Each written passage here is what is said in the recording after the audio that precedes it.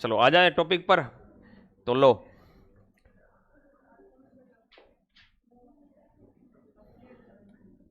अब शुरू करो बेटे। यस, शांत हो जाओ। आज एक नया चैप्टर ले रहे हैं। चैप्टर का नाम क्या आपको पता है? हाँ, कौन सा पूरा हो गया? हम्म, अखबार पूरे हो गए कल। ठीक है, अखबार पूरे हो गए। आज अपन शुरू करेंगे राजपूतों की उत्पत्ति। ठीक है, और फिर आ जाएंगे राजवंश। अपने सिलेबस में लिखा हुआ राजवंश और उनकी उपलब्धियां, ये टॉपिक है अपना। ठीक है, तो राजवंश व उपलब्धियों से पहले राजपूतों की उत्पत्ति पढ़ना जरूरी है। उत्पत्ति पढ़ने के बाद अपन पढ़ेंगे राजवंशों में पहला राजवंश पढ़ेंगे गुर्जर प्रतिहार। फिर अपन सीधे आ जाएंगे मेवाड़ यानी गोइल वंश। ऐसे बढ़ते हुए फिर राठौड़ वंश, कछवा वंश। ठीक है, अलग अलग पढ़ेंगे। क्लियर? तो सबसे पहले तो अपन बात क्लियर ये होनी चाहिए कि राजपूत वंश की शुरुआत कैसे हुई। देखो, थोड़ा सा मैं आपको जानकारी दे देता हूं। टॉपिक का नाम है राजपूतों की उत्पत्ति। टॉपिक का नाम क्या है? राजपूतों की उत्पत्ति। ठीक है, अब इसके बारे में सुनो भाई। हर्षवर्धन हिंदुस्तान के अंदर शासक हुए। हर्षवर्धन का नाम सुना होगा आपने। ठीक है, ये नोट नहीं करनी, केवल जानकारी के लिए बता रहा हूं। भारत का अंतिम एक छत्र राजा कौन था? हर्षवर्धन। जब हर्षवर्धन की मौत हो गई, हर्षवर्धन लगभग 643 या 647 ईस्वी का शासक था। 646 ईस्वी के अंदर हर्षवर्धन की क्या हो गई बेटे? मृत्यु हो गई। हर्षवर्धन की मृत्यु होने के बाद में सत्ता जो थी, बोलो मत बेटा, सत्ता जो थी वो विकेंद्रीकृत हो गई। विकेंद्रीकृत का मतलब समझ गया आप? एक ऐसा कोई राजा नहीं रहा जो पूरे देश के अंदर क्या करे? शासन करे। समझ गया? केंद्रीकृत और विकेंद्रीकृत दो शब्द है। केंद्रीकृत का अर्थ होता है सत्ता एक व्यक्ति के हाथ में रहना। विकेंद्रीकरण का अर्थ क्या है? कि सत्ता अलग अलग लोगों के क्या रहना? हाथ में रहना। जैसे भारत के अंदर संघ शासन जो सत्ता है वो केंद्रीकृत है, लेकिन आगे राज्यों में बंटी हुई है ना, इसलिए विकेंद्रीकृत और केंद्रीकृत का मिश्रण अपन को देखने को मिलता है। तो हर्षवर्धन जब राजा था, हर्षवर्धन जब हिंदुस्तान का शासक था, तब एक छत्र राज था। एक छत्र का मतलब बहुत अधिकांश भूभाग पर हर्षवर्धन का राज्य रहा है, बहुत बड़े क्षेत्र पर। मतलब एक हर्षवर्धन की चलती थी। जैसे चंद्रगुप्त मौर्य का नाम सुना होगा, वो पूरे हिंदुस्तान का क्या था? एक ही राजा था। उसके अंडर में बली रहे, लेकिन राजा कौन था? वो एक ही था। तो उसी प्रकार हर्षवर्धन अंतिम अपन कह सकते हैं कि एक क्षत्रिय राजा रहा है। उसके बाद में इनकी मौत के साथ ही सत्ता का क्या हो गया? विकेंद्रीकरण हो गया। क्या हो गया? विकेंद्रीकरण का मतलब समझ गए आप? कि सत्ता जो है वो अलग अलग भागों में विभाजित हो गई, यानी छोटे छोटे राज्य बन गए। छोटे छोटे राज्य जो बने वो लगभग लगभग सभी राज्य कैसे थे? राजपूत राज्य थे। कैसे थे? राजपूत। इसका मतलब क्या हुआ कि हर्षवर्धन के जो सामंत थे या हर्षवर्धन के नीचे जो अंडर रहकर काम कर रहे थे, वही लोग बाद में अपने अपने इलाके के क्या हो गए? राजा घोषित हो गए। समझ आई बात? ठीक है, और राजपूतों ने अपने अपने क्षेत्र के अंदर क्या कर दिया? शासन व्यवस्था शुरू कर दी। और ये टाइम पीरियड माना जाता 7वीं सदी से लेकर कौन सी सदी तक? 12वीं सदी तक। और इसी काल को हम राजपूत युग कहते हैं। क्या कहते हैं? इस काल के अंदर हिंदुस्तान में जितने भी शासक हुए ना, वो किस वर्ग से आते थे? राजपूत जाति से आते थे। इसलिए इस काल को हम क्या कहते हैं इतिहास में? राजपूत युग कह दूं, या अपन सामंतवाद का काल कह दूं, या राजा के नीचे राजा, इस प्रकार का काल कौन सा है? 7वीं सदी से लेकर 12वीं सदी। इस काल को हम कौन से युग के नाम से जानते हैं? राजपूत युग के नाम से जानते हैं। अब प्रश्न ये नहीं बनेगा आपके, क्योंकि अपन तो केवल कहां तक आ रहे हैं? राजपूतों की उत्पत्ति हुई कैसी, वहां पर आ रहे हैं। ठीक है, तो राजपूत काल कौन सा है? भारतीय इतिहास में कौन सी सदी का काल राजपूत काल है?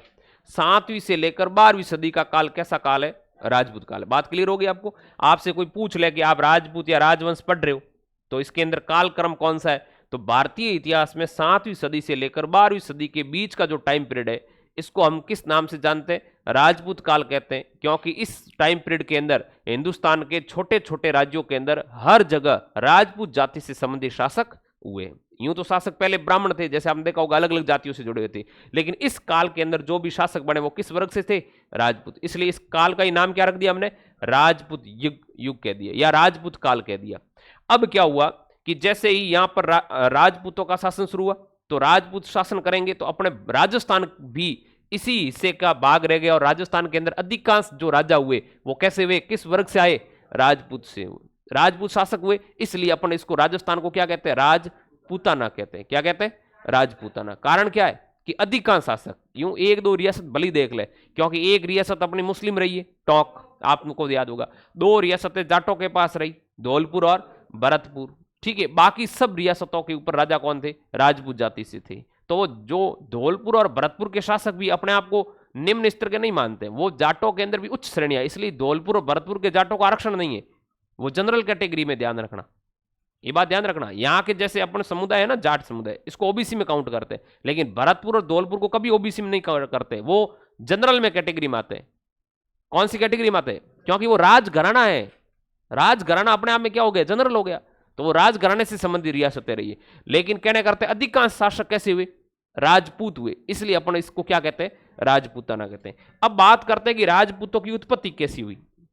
राजपूतों की उत्पत्ति की बात करें तो उत्पत्ति के बारे में अलग अलग मत है, ठीक है, उत्पत्ति के खूब सारे मत है। उसमें पहले मैं इसके दो भाग कर देता हूं। एक तो मत है देशी मत, कैसा मत है? देशी मत। और एक मत है विदेशी मत, कैसा मत है? विदेशी। कुछ लोग कहते हैं कि राजपूत है वो विदेशी जाति है, कुछ लोग कहते हैं कि राजपूत कैसी जाति है? देशी जाति है। देशी मत का मतलब अपने यहां की संतानें हैं, ठीक है ना। तो देशी मत कौन कौन से, देखो एक एक करके बात करते हैं। देशी मत में खूब सारे मत है, उसमें पहला मत है अग्निकुंड मत। कौन सा मत है? अग्निकुंड मत। कौन सा मत है? अग्निकुंड मत, या अग्निवंशीय कह दूं मैं। अग्निकुंड मत दिया किसने? यह बड़ा इंपॉर्टेंट प्रश्न है, कई बार एग्जाम आ चुका है। अग्निकुंड मत क्या? देखो, आपने नाम सुना होगा चंद्रबरदाई का, नाम सुना है? चंद्रबरदाई का नाम सुना आपने? चंद्रबरदाई ने एक ग्रंथ लिखा पृथ्वीराज रासो, ये सबने सुना है। बेटा लिखना बंद कर दे, हाँ बाद में लिख लेना, ठीक है। अब मेरी बात सुनो, यहां से प्रश्न आते हैं कई बार एग्जाम में, और अपने जो माध्यमिक शिक्षा बोर्ड की जो किताब है उसकी शुरुआत यहीं से हो रही है। राजपूतों की उत्पत्ति राजवंश दिया हुआ सिलेबस में, वहां अग्निकुंड मत के बारे में एक पेज भरा हुआ पड़ा है। तो यहां से बहुत बार एग्जाम प्रश्न आ चुका। आरएसएस एमबी सीधी उस बुक में से क्या उठाती है? प्रश्न उठाती है, समझ गया। इसलिए अपन को अच्छी तरह से याद करना है। और यहां जो मैं आपको पढ़ा रहा हूं इससे एक प्रश्न आने की पूरी संभावना है, ठीक है। अब इधर देखो, तो अग्निकुंड मत क्या, ध्यान से सुनो। इस मत में देने वाले व्यक्ति कौन है? चंद्रबरदाई। चंद्रबरदाई का ग्रंथ कौन सा है? पृथ्वीराज रासो। पृथ्वीराज रासो के अंदर वो लिखते हैं, क्या लिखते हैं? कि गुरु वशिष्ठ ने आबू पर्वत पर यज्ञ किया। गुरु वशिष्ठ ने कहां पर यज्ञ किया? माउंट आबू का नाम सुना है? माउंट आबू पर यज्ञ किया। तो यज्ञ के अंदर उस समय राक्षस जाति के लोग क्या करते थे? कोई मांस डाल देता था, कोई हड्डी डाल देता था, कुल मिला के यज्ञ को अपवित्र कर देते थे।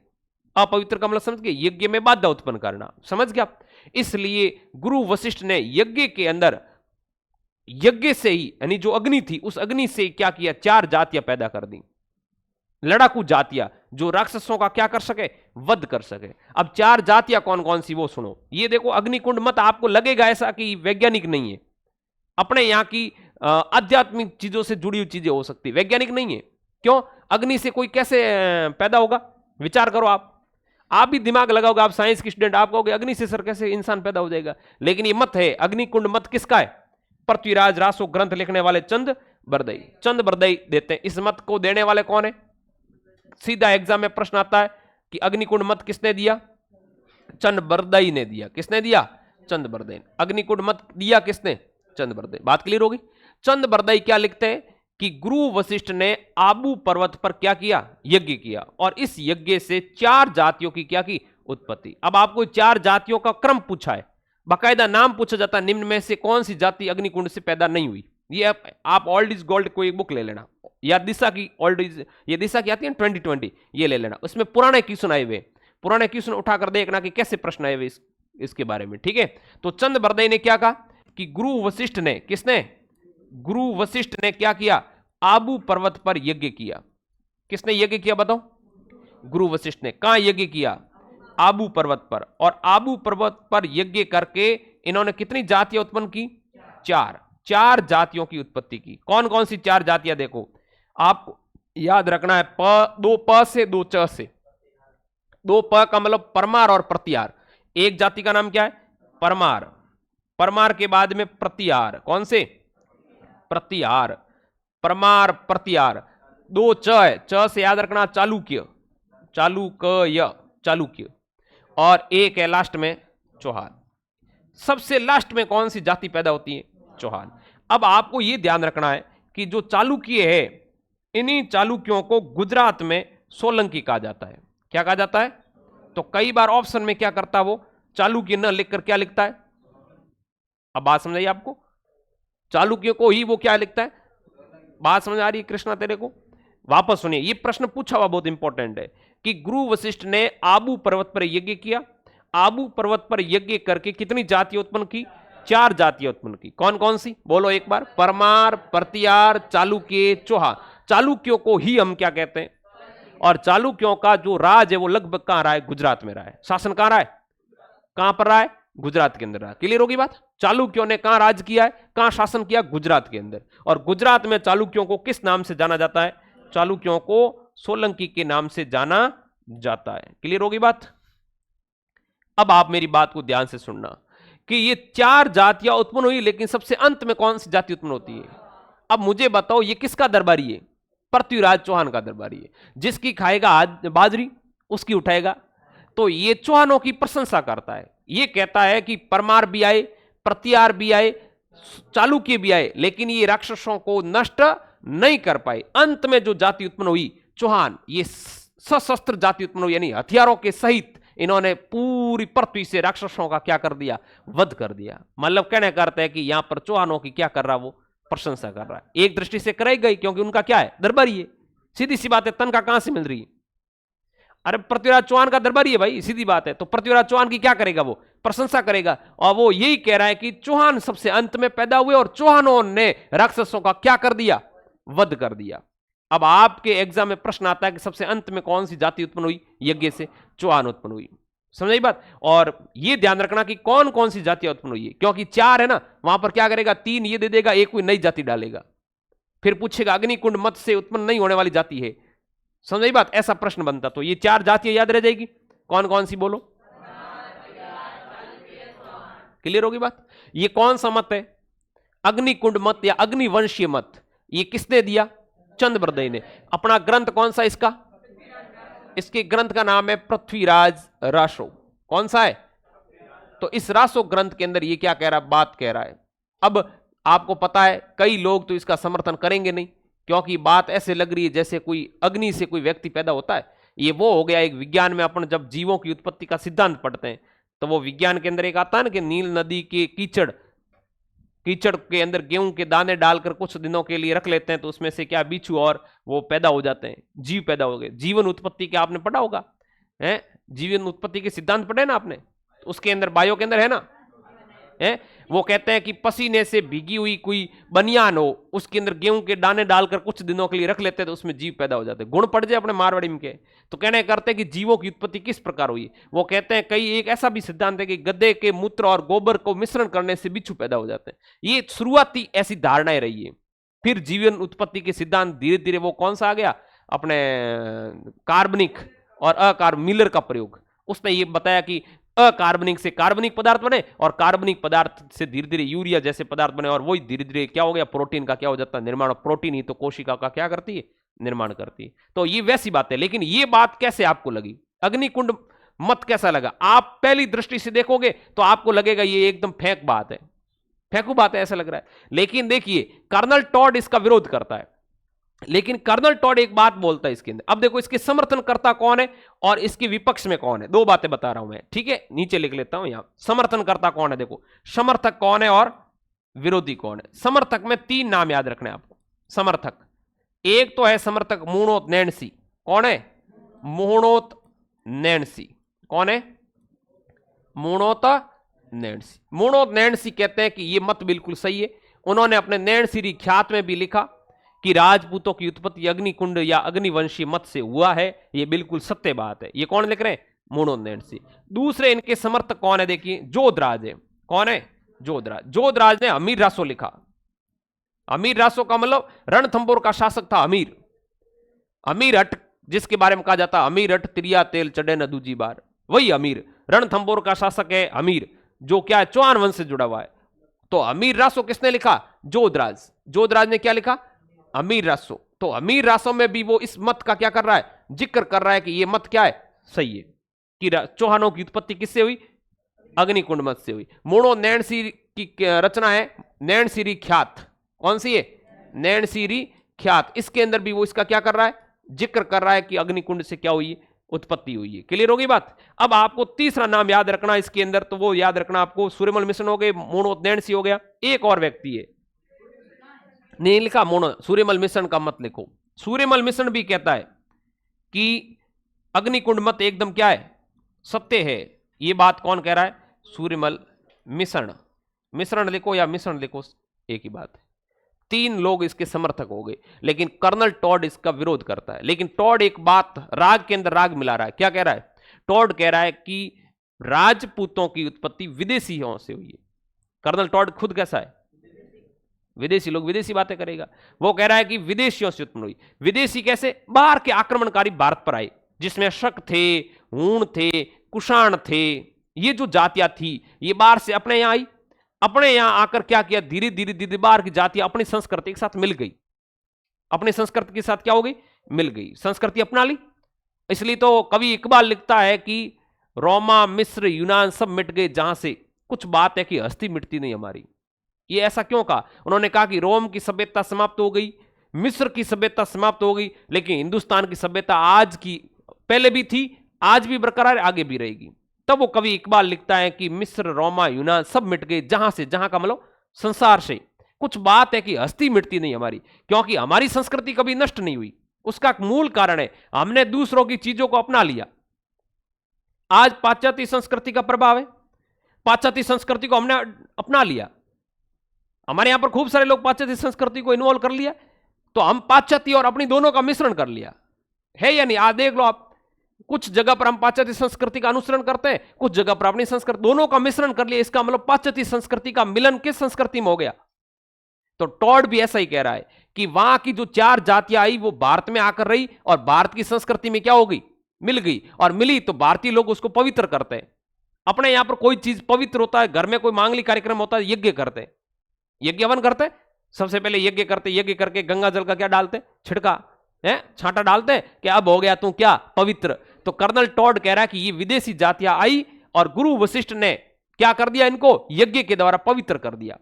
ये बात कर्नल टॉड का विचार मुझे लग रहा है सटीक बैठ रहा है। कारण क्योंकि अग्निकुंड से जातियां उत्पन्न होना तो एक अवैज्ञानिक थॉट लग रहा है, विचार लग रहा है। लेकिन हां, किसी जातियों को पवित्र करना ये तो हो सकता है कि वो पहले जातियां विदेशी थी, विदेशियों को हमने क्या कर लिया, अपना लिया कि अब आज के बाद आपका धर्म परिवर्तन, आप हिंदू हो गए हो, देसी हो गए और आपको यज्ञ में क्या कर दिया, पवित्र। आज भी होता है, अपने घर में कोई मांगलिक कार्यक्रम होता है, यज्ञ हवन करते ही है, शुद्ध करने के लिए खूब सारे प्रोग्राम अपन करते ही घर के अंदर, है या नहीं। और जोड़े के सहित करते हैं कई, तो ये लोग जोड़े के सहित करते हैं, ऐसे मानते नहीं है। तो ये यज्ञ हवन की पीढ़ी अपने यहां पर रही है। तो ये मत किसका है, किसका मत है बताओ। अग्निकुंड मत दिया किसने, चंद बरदई ने दिया। अग्निकुंड मत में कितनी जाति उत्पन्न हुई, 4। क्लियर। अच्छा, कौन कौन सी जाति उत्पन्न हुई, सबसे लास्ट में चौहानों ने समूल धरती से राक्षसों का क्या कर दिया। ये कौन कह रहे, चंद बरदाई अपने ग्रंथ पृथ्वीराज रासम कह रहे। समर्थन करता कौन है, जोधराज और सूर्यमल। विरोध में कौन है, विरोध में टॉड है, बाकी सब विरोध में गोपीनाथ शर्मा, दशरथ शर्मा। बस 3 समर्थन याद रखो, क्योंकि इतने सारे इतिहास के नाम, इतिहासकारों के नाम याद नहीं रख पाओगे। इससे अच्छा है कि क्या याद रखना, समर्थक याद रख लो, विरोध में अपने आप हो जाएगा। समर्थक में 3 ही है। कौन कौन समर्थक में बताओ, नैन्सी समर्थक में, सूर्यमल मिश्रण है और जोधराज। अब विरोध में आप टॉड का नाम लिखो, भले ही आप टॉड का लिख दो, गोपीनाथ शर्मा का लिख दो, दशरथ शर्मा का लिख दो, जो भी आपको मर्जी आए वो लिख लो। लेकिन आपको याद रखने का तरीका मैंने आपको बताया कि समर्थक याद रखने। क्लियर। ये हो गया आपका कौन सा मत कंप्लीट हो गया बेटा, अग्निकुंड मत कंप्लीट हो गया। अब इसको कर लेते छोटा। अब आपको पता चल गया एक मत कंप्लीट हो गया। अब अपनाते हैं दूसरा मत। ठीक है, दूसरा मत क्या, देखो, ब्राह्मण वंशीय। कुछ इतिहासकार कहते हैं कि राजपूतों की उत्पत्ति किससे हुई, ब्राह्मणों से हुई है, कि राजपूत ब्राह्मणी थे और जब क्षत्रियों का कार्य करने लगे तो इनको क्षत्रिय कहने लग गए। भाई लड़े जो दूसरों की रक्षा करे तो वो क्षत्रिय। क्षत्रिय शब्द का अर्थ यही है, जो शस्त्र को धारण करके दूसरों की क्या करता हो, रक्षा करता हो। तो क्षत्रिय बन गए, वो क्या बन गए, क्षत्रिय। ये किसका मत है, ब्राह्मण वंशीय मत है। ब्राह्मण वंशीय के अंदर 2 भाग करके अपन पढ़ सकते हैं, सूर्यवंशी और चंद्रवंशी। मैं अलग से आपको एक चार्ट बना दूंगा। लेकिन ब्राह्मण वंशीय मत देने वाले कौन है, देखो, इसमें आपको याद रखना डी आर भंडारकर का नाम। किसका नाम याद रखना है? D R Bhandarkar. याद रह जाएगा आपको। डी आर भंडारकर क्या कहते हैं? डी आर भंडारकर महोदय कहते हैं कि जो क्षत्रिय है अर्थात राजपूत जो है ये वत्स गोत्रीय ब्राह्मण है। इन्होंने चौहानों को वत्स गोत्रीय ब्राह्मण बताया। किसने? डी आर भंडारकर ने। कैसे ब्राह्मण बताया बताओ? बिजोलिया का शिलालेख नाम सुना होगा आपने। बिजोलिया अपन ने पढ़ा किसान आंदोलन के अंदर। बिजोलिया, इस बिजोलिया से एक लेख मिला है। कौन सा? शिलालेख। और इस शिलालेख के आधार पर भंडारकर कह रहे हैं कि जो राजपूत है वो, अर्थात राजपूतों में भी चौहानों की बात कर रहे हैं, वत्स गोत्रीय ब्राह्मण है। कैसे ब्राह्मण है? वत्स गोत्रीय क्या है? ब्राह्मण है। ये बात किसने कही है? डी आर भंडारकर ने। पूछा एग्जाम में, डी आर भंडारकर के अनुसार चौहान है वत्स गोत्रीय ब्राह्मण। वत्स गोत्रीय ब्राह्मण किसके आधार पर कहा उन्होंने? बिजोलिया शिलालेख के आधार पर कहा। क्लियर होगी बात? अच्छा, एक बात और ध्यान रखनी है, इन्होंने ही, डी आर भंडारकर महोदय ने ही गुहिलों को नागर ब्राह्मण बताया है। गुहिल कौन से थे? गुहिल आपको पता, मेवाड़ के शासक कौन से वंश से जुड़े हुए? गुहिल वंश से। तो इन्होंने गुहिलों को क्या बताया? नागर ब्राह्मण। कैसे ब्राह्मण बताया? नागर ब्राह्मण। तो कहने करते हैं कि ब्राह्मण वंश से उत्पत्ति के बारे में मत कौन दे रहे हैं? एक तो D R Bhandarkar. D R Bhandarkar ने क्या कहा बताओ? डी आर भंडारकर वत्स गोत्रीय ब्राह्मण का। क्लियर होगी बात? उसके बाद में आपको क्या ध्यान रखना है, सुनो। वत्स गोत्रीय ब्राह्मण का डी आर भंडारकर ने। उसके अलावा आपको और ध्यान रखना है कि इसके समर्थक में और कौन कौन है। तो जितने भी शर्मा हैं, पंडित, पंडित कौन कौन से, इधर देखो, नंबर 3 गोपीनाथ शर्मा। गोपीनाथ शर्मा। नंबर 4 पर लिखेंगे दशरथ शर्मा। क्या लिखेंगे? दशरथ शर्मा। ये सब क्या कहते हैं बताओ? दशरथ शर्मा, गोपीनाथ शर्मा, ये सब कहते हैं कि जो राजपूत है वो क्या है? ब्राह्मण वंश से जुड़े हुए, यानी ब्राह्मणों से ही किसकी उत्पत्ति हुई है? राजपूतों की। ब्राह्मण थे, शस्त्र धारण कर लिया, क्षत्रिय बन गए, और राजा का पुत्र होने की वजह से राजपुत्र कहलाए। धीरे धीरे अब वंश होकर राजपूत हो गए। ये किसका मत है? ब्राह्मण वंशीय मत। क्लियर हो गया? ब्राह्मण वंशीय। अब उसके बाद में अगला मत ले रहे हैं। कितने हो गए? 2 हो गए। तीसरा देखिएगा, मत तो खूब सारे हैं, तीसरे मत की बात कर रहा हूं मैं। तीसरा मत है आपके, वो है मिश्रित जाति का मत। सॉरी, पहले सामाजिक आर्थिक वाला ले लेते हैं। सामाजिक व आर्थिक, सामाजिक व आर्थिक जाति का मत। ये क्या कह रहा है देखो, इस मत को देने वाला व्यक्ति एक ही है। बहुत सरल है, इसको याद रखने का ट्रिक बताऊंगा आपको। इसको देने वाला व्यक्ति है बी डी चट्टोपाध्याय। चट्टोपाध्याय, चट्टोपाध्याय कौन है? तो देखो, सामाजिक और आर्थिक जाति का मत क्या है कि जो राजपूतों की उत्पत्ति वो सामाजिक और आर्थिक रूप से हुई है। समाज, एक ही समाज के लोग थे, सामाजिक व्यवस्था को जो हैंडल करने वाले लोग थे वो राजपूत कहलाए। समाज था, समाज के अंदर जो जिन्होंने शस्त्र उठाए, क्षत्रिय बन गए, उनको अलग से अपन कौन सी कैटेगरी में डाल दिया। ये किसका मत है? बीडी चट्टोपाध्याय। कैसे याद रहेगा? समाज के अंदर कोई सामाजिक प्रोग्राम होता है गांव के अंदर, तो क्या पीते लोग? वो भी चटपटी बीड़ी पीते हैं। कैसी बीड़ी पीते हैं? चटपटी, चटपटी बीड़ी पीते हैं। कैसी बीड़ी? चटपटी बीड़ी। तो याद रखना, सामाजिक आर्थिक जाति का मत किसने दिया? बीडी चट्टोपाध्याय। किसने दिया? बीडी चट्टोपाध्याय। एक और चट्टोपाध्याय इधर देखो, हाँ, सिगरेट के साथ में अभी दूसरा बताते हैं, देखो आपको। भाई बहन है, भाई भाई ये लो। अरे ये कहां से गड़बड़ हो गया? वाह वाह, ये तो ठीक बचा लिया मेरे को आज। अगला देखिए, चौथा मत है मिश्रित जाति का मत। कैसा? मिश्रित जाति का मत। यह मत क्या कहता है कि राजपूतों की उत्पत्ति कोई एक जाति से नहीं हुई है, खूब सारी जातियों के मिश्रण से हुई है। अब मिश्रित जाति का मत देने वाले कौन है? देवी प्रसाद चट्टोपाध्याय। देवी प्रसाद चट्टोपाध्याय, चट्टोपाध्याय हैं? देवी प्रसाद चट्टोपाध्याय क्या कहते हैं बताओ? ये कहते हैं कि राजपूतों की उत्पत्ति कोई एक जाति से नहीं, बल्कि सब जातियों का क्या है, मिश्रण। यानी विदेशी भी आ गए, देशी भी थे, विदेशी लोग यहां रहने शुरू कर दिया, विदेशी लोगों ने क्या कर लिया, यहां पर रहकर विवाह कर लिए, विवाह करके जो आपस में जातियां पैदा हुई उसका नाम ही क्या है, राजपूत है। बस, यानी देशी और विदेशी दोनों का मिश्रण क्या है, राजपूत है। ये ऐसा कौन कह रहे? अब मुझे बताओ, देवी को चटती मिश्री, और वो भी आजकल की मिश्री कैसी, चट्टोपाध्याय वाले, यानी चटपटी। उसके अंदर आजकल वो क्या मखोने भी है, वो अंदर वो थोड़ी मूंगफली भी है। देवी को प्रसाद चढ़ाना ना, देवी को क्या चढ़ाना है, प्रसाद। और प्रसाद कैसी चढ़ानी, चटपटी। आजकल आधुनिक देवियां है, पुराने जमाने की देवी नहीं है जो नारियल चढ़ाए खुश हो जाए। आधुनिक देवियों को मिश्री कैसी चढ़ानी है, वो शानदार बड़ी बड़ी मिश्री, अलग अलग आजकल डिजाइन वाली मिश्री आ रही है। आप दुकान पर जाती है, आजकल लेते ही नहीं नारियल, कोई जूनो पड़े को नारियल हाथ को लगावे, क्या मिश्री दो, क्यों, उद्देश्य क्या है कि चढ़ाएंगे कम खाएंगे ज्यादा, ठीक है ना। तो याद रह जाएगा आपको, मिश्रित जाति का मत किसने दिया, देवी प्रसाद चट्टोपाध्याय। तो देवी को मिश्री चढ़ाते हैं, और कैसी मिश्री चढ़ाएंगे, तो देवी प्रसाद चढ़ाई देवी को, कैसी चटपटी, क्या चढ़ाई, मिश्री चढ़ाई। मिश्री होती है ना, अरे मिश्री किसको कहते हैं, खांड का बड़ा रूप थोड़ा मिश्री, खांड में दाने छोटे होते हैं। हाँ, अरे खांड नहीं सुनी आपने, ए भगवान, शक्कर नहीं होती, शुगर कह दो, ठीक ठीक। अरे थे तुम होशियार हो जो, हम जो, ठीक है। नेक्स्ट कौन सा मत है उसके बारे में बात करते हैं। देखिए, अब देखिए, एक मत है आपके सूर्यवंशी और चंद्रवंशी मत, यहां ले लो नीचे, यहां इसकी जगह पर ये लो। कौन सा मत है, सूर्यवंशी, और कौन सा मत है, चंद्रवंशी। सूर्यवंशी व चंद्रवंशी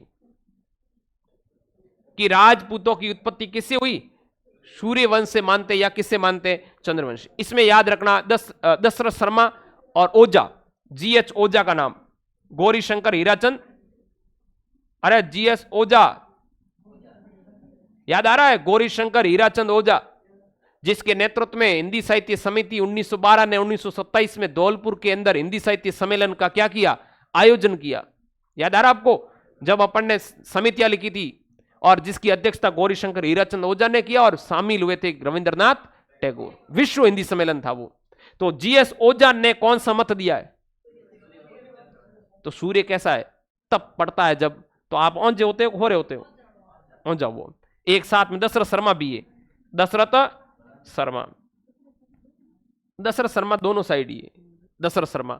उसके बाद में अपना जाते हैं वैदिक आर्यों की संतान, वैदिक आर्यों की संतान, यहां ले रहा हूं, ये हो गया 5 नंबर मत, और ये हो गया आपका कौन सा मत, छठा, वैदिक आर्यों की संतान। कौन सी संतान, वैदिक आर्य। वैदिक आर्यों का मतलब देसी मत, ये आर्य अपने यहां पर हुए, वैदिक आर्यों की संतान। वैदिक आर्यों की संतान कौन कहते हैं, सीवी वेद्य कहते हैं। याद कैसे रहेगा, देखो गजब का इसमें भी लॉजिक लगाना आपको, सीवी वेद्य। अब देखो, वेद्य से वैदिक, वेद आदमी क्या देखेगा, वेद्य होगा, वेद्य का मतलब समझ गए, वेदों के आधार पर जो इलाज करते हैं वो वैदिक। तो याद रह जाएगा, वेद्य से वैदिक, वेद्य वैदिक। तो वैदिक आर्यों की संतान कौन कह रहा है, पूरे याद हो गए आपको, देसी मत कंप्लीट हो गए, देसी 6 मत है। अब मैं आपको रिवाइज करवा देता हूं, फिर इसको नोट करते हैं। देखो वापस देखिए, ये थोड़ा हो गया छोटा, कोई बात नहीं, अब इसको मैं वापस बोल देता हूं। पहला मत कौन सा बताऊं, अग्निकुंड मत। किसने दिया, कौन से ग्रंथ में उल्लेखित है, ठीक है। इस मत में क्या कहा गया कि गुरु वशिष्ठ ने आबू पर क्या किया, यज्ञ किया, और यज्ञ करने के बाद कितनी जाति उत्पन्न की, कितनी जाति उत्पन्न की, 4। कितनी जाति उत्पन्न की, 4। कौन कौन सी, वेरी गुड। अब उसके बाद बताइए सबसे अंत में कौन सी जाति, चौहान। समर्थक कौन है इसके, ठीक है। विरोध में कौन है, टॉड, गोपीनाथ शर्मा, और ठीक है। फिर दूसरा मत कौन सा है, ब ब्राह्मण वंशीय। भंडारकर को कैसे लिखते हैं अंग्रेजी में बताऊं, BH ऐसे लिखेंगे, तो ब ब्राह्मण वंशीय, बी यानी भंडारकर। एक तो याद रखना आपको, भंडारकर क्या कहता बताओ कि बिजोलिया शिलालेख के आधार पर इनको किसको बताया, ये चौहानों को बताया। किसको बताया, चौहानों को क्या बताया बताओ, वत्स गोत्रीय ब्राह्मण बताया। कैसे ब्राह्मण बताए, और गुइलों को कैसा बताया। इसके समर्थक में और व्यक्ति कौन है, गोपीनाथ शर्मा शर्मा शर्मा सब क्या कहेंगे, ब्राह्मण वंशी। ठीक है, उसके बाद में तीसरा कौन सा मत है बताओ, कौन सा मत है, सामाजिक आर्थिक जाति का मत है। किसने दिया बताओ, बीडी चट्टोपाध्याय ने दिया। किसने दिया, बीडी चट्टो, कौन है? तो ये बात क्लियर होगी, बीडी चट्टोपाध्याय ने कौन सा दिया बेटा, सामाजिक आर्थिक मत। बीडी, समाज और समाज में कोई कार्यक्रम होता तो क्या पीते, बीड़ी, चटपटी बीड़ी, आजकल नई नई डिजाइन की। ठीक है, उसके बाद में देखिए नेक्स्ट आपको क्या ध्यान रखना है कि सूर्यवंशी और चंद्रवंशी किसने बताया है, ओझा और दशरथ शर्मा। और बताओ मिश्रित जाति का मत किसने दिया है, तो देवी को क्या चढ़ानी, मिश्री।